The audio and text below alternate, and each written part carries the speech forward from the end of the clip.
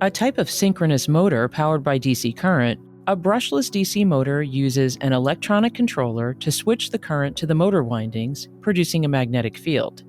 Brushless DC motors can be in-runner, out-runner, or axial. In this episode of Radwell's How It Works series, we are going to explore how a brushless DC motor works.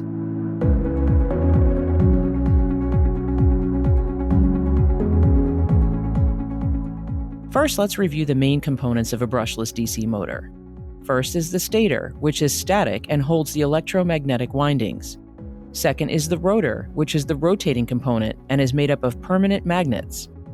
Third are the feedback sensors, typically Hall effect sensors, which determine the position of the shaft. Now that we've reviewed the main components of a brushless DC motor, let's talk about how it works. First, the electronic current is sent to the controller. Then the controller sends the current to the windings in the stator.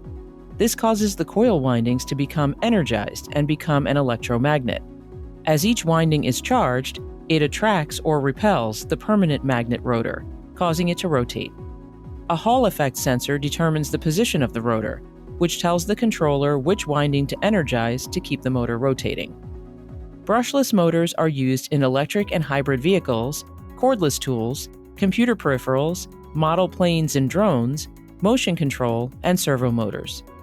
If you like this information on brushless DC motors, like this video and subscribe to our channel for more information on industrial products and processes. Also, be sure to check out our What Is video to learn more about brushless DC motors. For information about Radwell, visit us on the web at radwell.com or connect with us on social media. Thanks for watching!